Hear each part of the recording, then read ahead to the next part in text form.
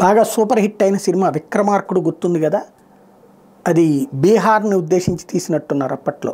ఏది ఆడవాళ్ళను కూడా ఎత్తుకెళ్ళి అత్యాచారాలు చేస్తే ఇళ్లల్లో పెట్టుకుని వాళ్ళకి మోజు తీరాక వదిలేసేటువంటి, చివరికి పోలీసు భార్యను కూడా పట్టుకుపోయినటువంటి రాక్షసత్వంతో కూడినటువంటి అంశాన్ని చివరికి హీరో అయినటువంటి రవితేజ వెళ్ళి కాపాడడం, ఇలాంటివి జరుగుతాయా నిజ జీవితంలో అనుకుంటాం. కానీ పశ్చిమ బెంగాల్లో జరిగింది అదే.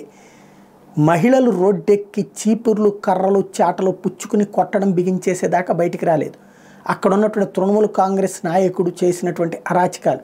ఆ మధ్యన ఈడీ దాడికి వెళ్తే ఈడీ మీదకి జనాల్ని ఉసిగొల్పి కొట్టించినటువంటి ఒక రాక్షస జాతికి చెందినటువంటి వాడు అక్కడ ఉన్నటువంటి బంగ్లాదేశ్ నుండి వచ్చినటువంటి వాళ్ళకి ఓటు హక్కులు కల్పించి వాళ్ళందరినీ తన చుట్టూ రక్షణ పెట్టుకుని అక్కడున్న హిందూ ఆడపిల్లల్ని రోజు పట్టుకుపోయి తృణమూల్ కాంగ్రెస్ కార్యాలయంలోనే అత్యాచారం చేస్తూ వాడికి మోజు తీరే వరకు హిందూ మహిళల్ని, ఈవెన్ పెళ్ళైన అమ్మాయిల్ని కూడా పట్టుకెళ్ళి అత్యాచారాలు చేసి వాడుకుని వదులుతున్నటువంటి దౌర్భాగ్య పరిస్థితుల మీదన ఇప్పుడు విషయం వెలుగులోకి వచ్చి కొంత సోషల్ మీడియా రోడ్డు మీదకి తెచ్చాక సోషల్ మీడియా వెంట మెయిన్ స్ట్రీమ్ మీడియా కూడా రంగంలోకి దిగేటప్పటికి ఇప్పుడు దాన్ని కవర్ చేసుకోవడానికి మమతా బెనర్జీ ఇదంతా కుట్రని ఆరోపిస్తుంటే భారతీయ జనతా పార్టీ నాయకురాలు స్మృతి ఇరానీ తీవ్రంగా స్పందించారు. నువ్వు ఒక మహిళ వయ్యుండి ఇట్లాంటి రాక్షసులకి అండగా ఎట్లా నిలబడతావు, తక్షణం వాడిని చర్య తీసుకో అని నిలదీస్తున్నారు.